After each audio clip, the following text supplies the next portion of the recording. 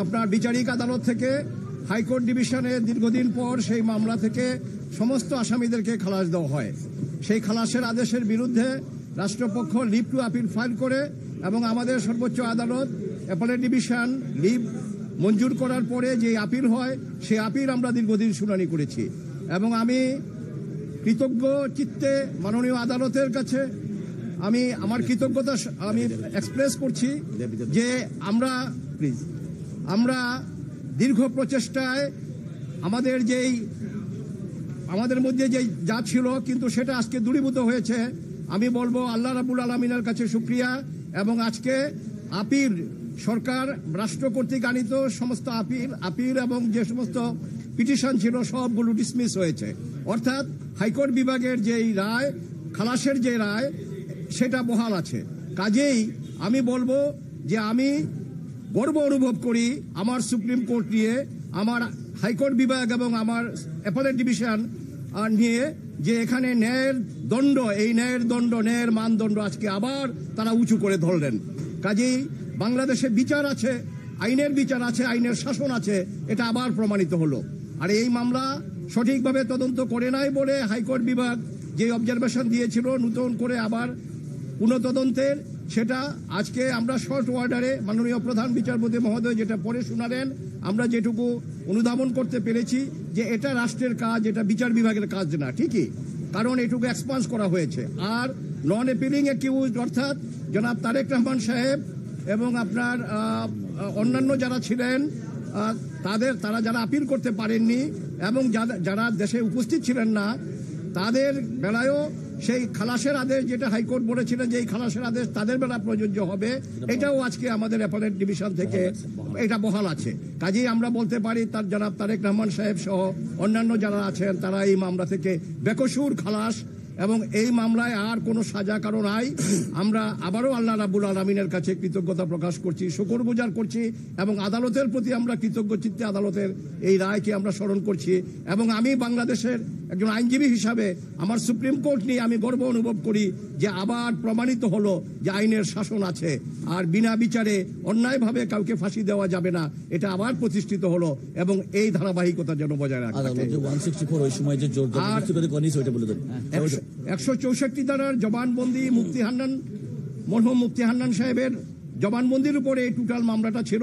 কিন্তু আজকে মাননীয় প্রধান বিচারপতি যখন রায় পড়ে শোনালেন সেখানে উনি বলেছেন যে যা একজন ফাঁসির আসামি অন্য মামলায় সিলেটের আনোয়ার চৌধুরী সাহেবের উপরে যে গ্রেনেড অ্যাটাক হয়েছিল সেই মামলায় তখন তার ফাঁসি ছিল, সেখান থেকে এনে তাকে এই যে 164 করা হয়েছে দ্বিতীয়বার এবং এই সেকেন্ড কনফেশন, এটা আইনত গ্রহণযোগ্য না।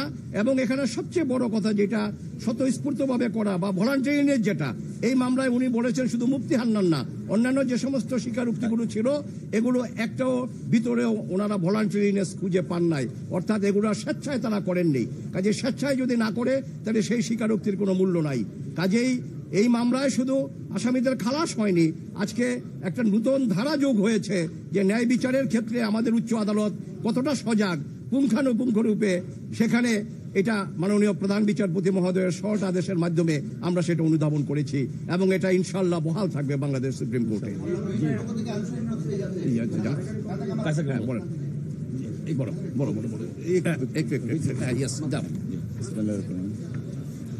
আমরা মহান আল্লাহ রাব্বুল আলামিনের কাছে শুকরিয়া আদায় করছি, সেই সাথে মহামান্য সুপ্রিম কোর্টের পূর্ণাঙ্গ বেঞ্চ আজকে যা রায় দিয়েছেন সেই রায়ে প্রমাণিত হয়েছে জনাব তারেক রহমান সাহেব বিএনপির ভারপ্রাপ্ত চেয়ারম্যান, তিনি ন্যায় বিচার পেয়েছেন।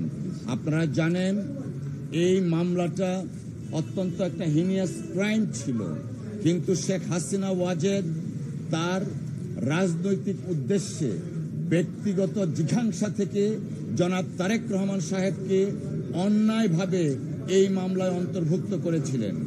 আজকে সর্বোচ্চ আদালতের মাধ্যমে প্রমাণিত হয়েছে জনাব তারেক রহমান সাহেব নির্দোষ এবং তিনি খালাস পেয়েছেন। পাশাপাশি এইটাও এস্টাবলিশড হয়েছে শেখ হাসিনা ওয়াজেদ প্রকৃত অর্থে আইবি রহমান সহ যারা আনফরচুনেটলি মৃত্যুবরণ করেছেন তাদের বিচার শেখ হাসিনা চায়নি। যদি শেখ হাসিনা প্রকৃত অপরাধীদের বিচার চাইতেন, আইবি রহমানের বিচার চাইতেন, তাহলে হয়তো রাজনৈতিক জিঘাংসার বশবর্তী হয়ে জনাব তারেক রহমান সাহেবকে এই মামলায় অন্তর্ভুক্ত করতেন না। আমরা মহান আল্লাহর দরবারে আবারও শুকরিয়া আদায় করছি, জনাব তারেক রহমান সাহেব ন্যায় বিচার পেয়েছেন।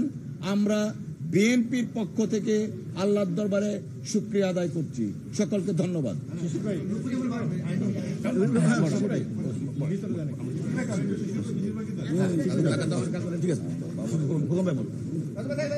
বলবেন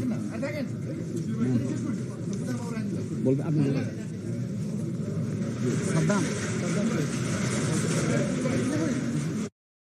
সরকার ন্যায় বিচার চাইলেন না, তারা এই মামলাটাকে অজুহাত করে রাজনীতিকরণ করলো এবং তারেক রহমান সাহেবকে রাজনৈতিকভাবে এটাকে ইমপ্লিকেট করা হয়েছে সেকেন্ড চার্জশিটে, যেটা আনপ্রেসিডেন্টাল।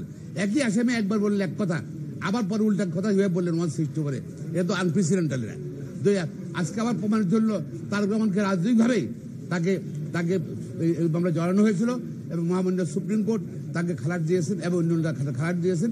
এবং আমরা কষ্ট আমাদের আপনার যেরকম লাগে, আমাদের খারাপ লাগে যে ওনারা যারা সে মনবাদী ঘটনা 21 আগস্ট ঘটনার বিচারটা হলো না এবং সেটা সরকারের জন্য, আওয়ামী লীগ সরকারের জন্য হলো না, তারা এটাকে রাজনীতিকরণ করেছে।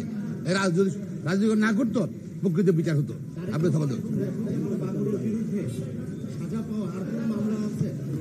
না, আর কোনো মামলা তো ওরা আমি জানি না। জনাব তারেক রহমানের বিরুদ্ধে, বিএনপি ভারপ্রাপ্ত চেয়ারপারসন তারেকের বিরুদ্ধে আর কোনো মামলা সুপার আইনও কোন মামলা নাই। আর যেটা হলো যে সত্যের জয় হলো এবং তারা যে আদালতকে রাজনীতিকরণ করা হয়েছিল, করতে চেষ্টা করেছিল, রাজনীতি বিচার করেছিল, সেটা কিন্তু আবার সত্য প্রমাণিত হলো। ধন্যবাদ। Millions of traders around the world choose